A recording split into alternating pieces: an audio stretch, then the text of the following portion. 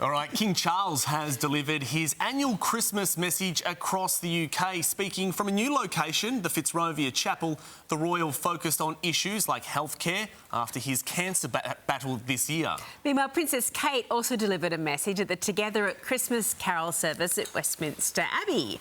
And for more, we're joined by royal correspondent Victoria Arbiter, live in Melbourne. Morning to you. Let's start with the King's Christmas speech, Victoria. How has it been received so far? Because it was a really personal message this year.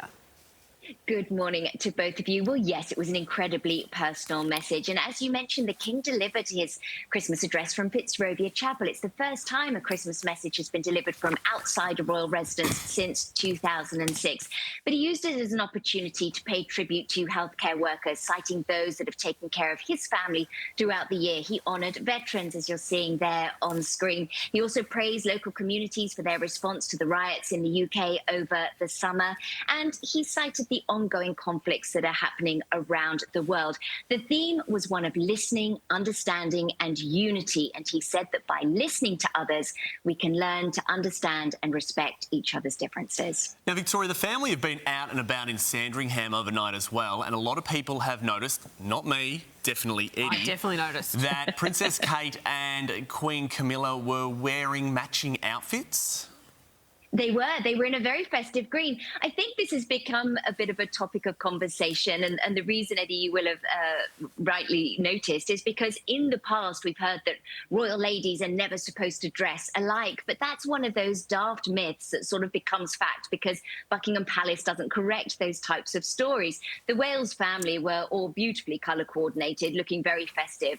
The little boys, George and Louis, had matching ties. They were coordinated with William, and Princess Charlotte was looking just like her mum. They often dressed, Kate and Charlotte, quite similarly. So, yes, it was a very festive turnout. Sophie, the Duchess of Edinburgh, was the one that sort of went outside the box in a beautiful sky blue, but everyone else was in the traditional reds and greens. Yeah, it was nice to see the family, wasn't it? Because they sort of went up to Norfolk a bit early and missed that Buckingham Palace celebration. So lovely to see Kate and Wills out and about. How about Harry and Meg's? How do they mark the day, Vicky? Well, it would have been much smaller. There's been no official word on what their plans were, but they were understood to have been at their Montecito home in California. And by royal standards, it really would have been a very small gathering indeed. Of course, it's possible they were joined by friends, but they would have been with Doria Ragland, Meghan's mother, and of course, their two children. I think this is one time of year you really notice their absence because the royal cousins all have such a wonderful relationship. They were all helping each other gather flowers and presents and gifts from all the well-wishers, many of whom had camped overnight at Sandringham for a glimpse of the royals. That was a huge turnout this morning. And so it's kind of a shame not to see them join the rest of the family. They haven't been at Sandringham for Christmas since 2018, so it's been quite a while. Well, Victoria, they now had their Christmas lunch. What's coming up for the royals that we should keep an eye on? Well, there's going to be a good rest, really, for the next couple of weeks. But January is going to start in quite a busy fashion because January 27th is going to be the 80th anniversary of the liberation of Auschwitz. And I would expect a member of the family, if not the king, if he's not clear to travel, then certainly Prince William to travel to Poland to mark that commemoration. But certainly for the next couple of weeks, we're going to see them all keeping a rather low profile. They may take part in the Boxing Day hunt. It's a bit of a tradition at Sandringham tomorrow. It's something that doesn't go over terribly well with the animal lovers, but it is something that the royals have been doing for many years.